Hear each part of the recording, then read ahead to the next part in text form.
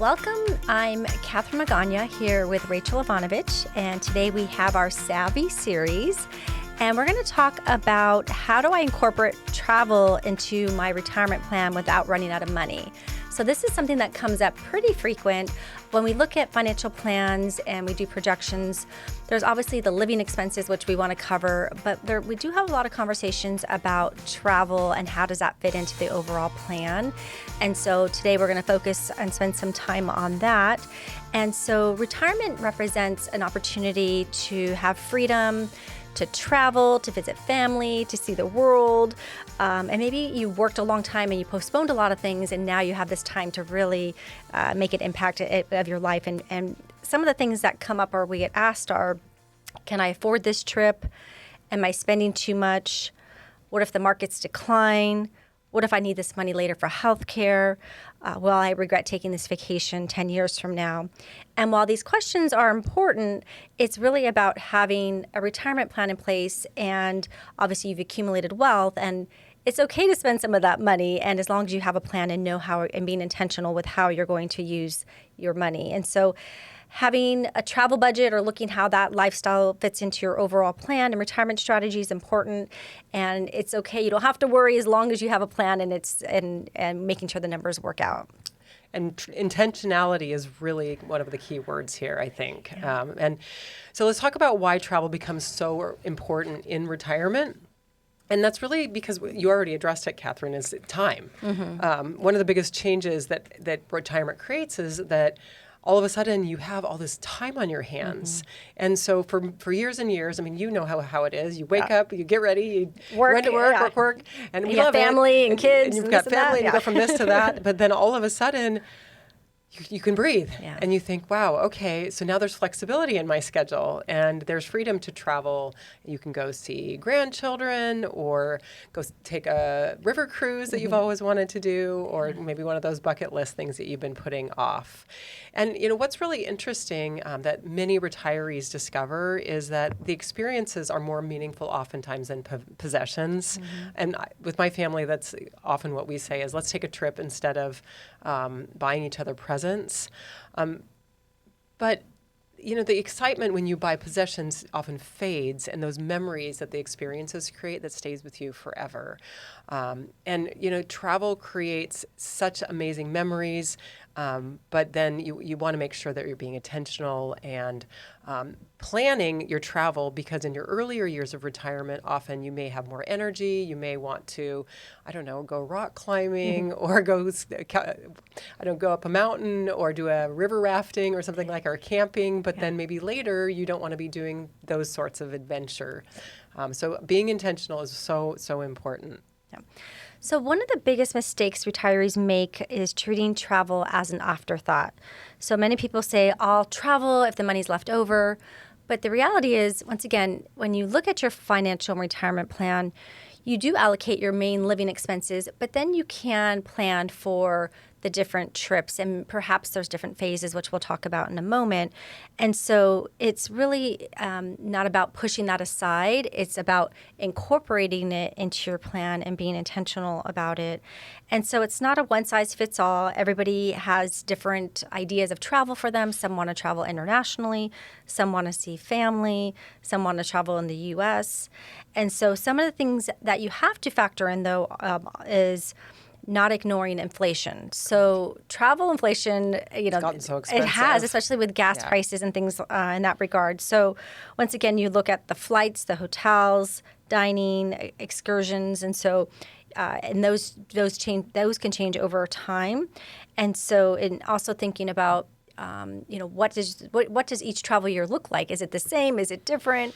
Are there more international trips one year or cruises? Maybe multiple small trips. Yeah, and so or you can do little trips. And so it's really, once again, not waiting, but having and planning this out and really looking at, well, what are the costs and how can I incorporate this into my plan? And so it's not about waiting, it's about living the life. You did work hard, but knowing kind of what the numbers look like. So one question we always get is, how much travel can my retirement plan support? Mm-hmm. And you've touched on that. We have something called Lifestyle by Design, mm-hmm. where we have our living expenses, which is your basic expenses, mm-hmm. and then you've got your your lifestyle, and then you've got luxury. And some people like to go first class, and some people, so you really... Well, believe it or not, I think what I've noticed is clients that have gotten older, they want comfort too. Exactly. Yeah. And so that's the question. How much travel can my retirement plan really support? And so the answer really is depends. And so because travel isn't just a budget item, it's really a lifestyle decision. And so you want to be making sure you're covering your living expenses, but then it's okay, what's important to you? And then you also need to understand your cash flow, because what income sources are you going to be drawing from to be covering this? And you have to factor in taxes too, because if you're taking withdrawals off of certain accounts, there might be taxes as well. So are you going to be using your Social Security income? Are you going to be using pensions? Do you have investment income? So really understanding where that money is coming from, I think, is important. And really looking, like I said, at your essential expenses versus your discretionary expenses. And travel usually falls into that discretionary category. You don't have to travel, but I think all of us really want to at some point. So we have to start identifying what your priorities are. How often do you want to travel? Like you said, are you going internationally? Are you staying local or going domestic? Are you going first class or luxury? Or are you doing moderate accommodation? So it really, I mean, are you going on a couple's trip? Is it a family's trip? Are you paying for everybody? I mean, is it like a family reunion? So there's so many different options. And the answers to these questions will help determine, what level of spending might be appropriate, and then if you can actually afford it. And then we have to also recognize that travel should be incorporated into your retirement plan from the beginning, and it shouldn't just be kind of an afterthought. Yeah. I think that ties kind of into, we do a retirement by design kind of workshop, and what we talk about there is we do some exercises. We talk about your core values, and then you kind of do the vision of where you see yourself in retirement and how that's important to you, and having those goals. And so it's interesting kind of how all this ties together, and it's very common that travel comes up, except for the last workshop. I think everybody was gardening, which was kind of interesting. But I think being intentional is just really one of the biggest keys there, and planning from the beginning and identifying what's most important to you. So building a retirement travel strategy, so when you think about it, you could look at it in multiple phases. So early in retirement, often we see that those are your most active travel years. And so perhaps there might be some international adventures or some bucket list destinations, or maybe some more physically demanding trips. I want to climb mountains. Right? You can go Jocelyn, Phoenix. They river like rafting. Right? Come on, it's going to be fun. And so zip lining. And oh, yes. I love that. Me too. And then the next phase could be a little more comfort. So you could say, okay, I want some travel that maybe involves shorter flights. Once again, like you said, is it first class?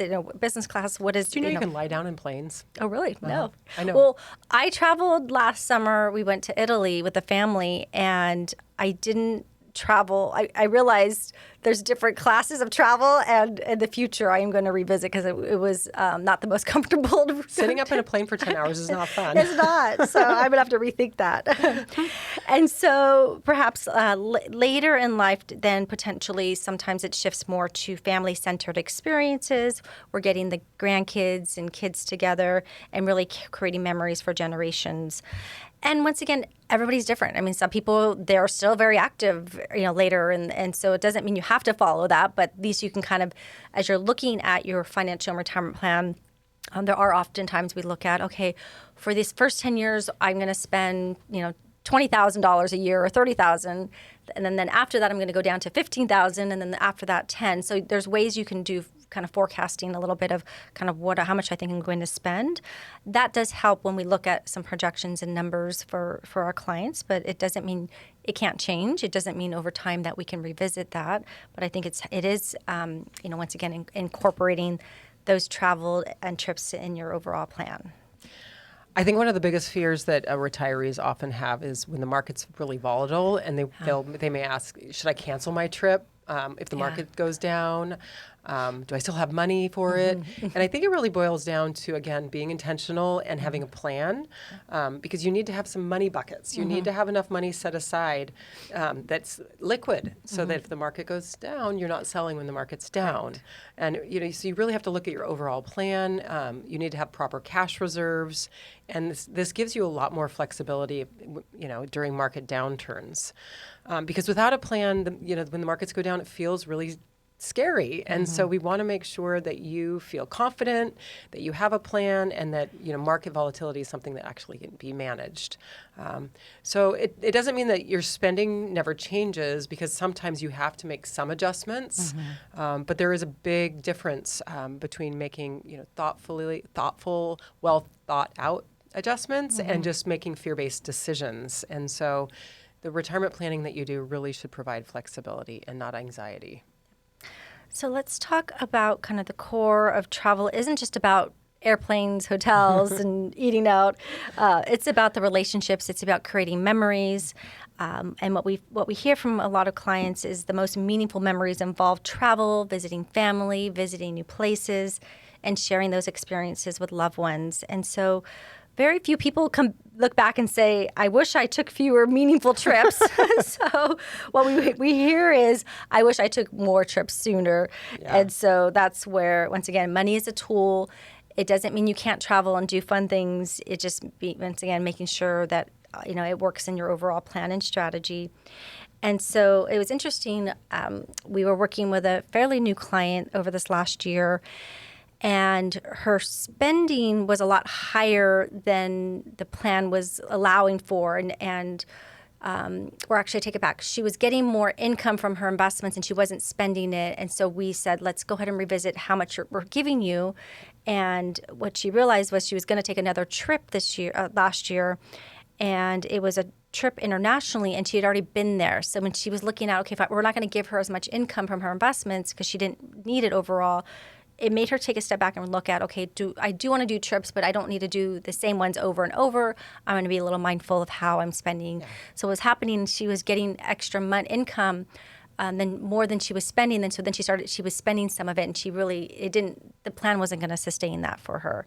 So once again, it's okay to travel and have fun, but once again, your financial retirement strategy, you need to make sure that your money's going to last. I mean, that's one of our things, is making sure that our clients are going to have the money for a very long period of time, and their money's going to last through their life.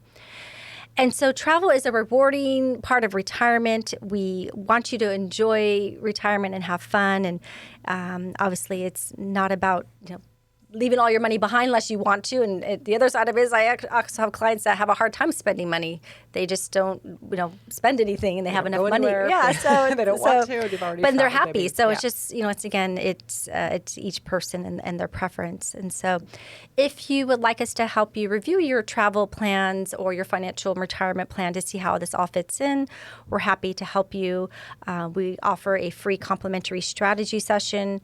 And you can reach us at 760-692-5700. That's 760-692-5700. And we want to thank you today for getting savvy with us about your finances. And remember to savvy up. Please stay tuned for important disclosures.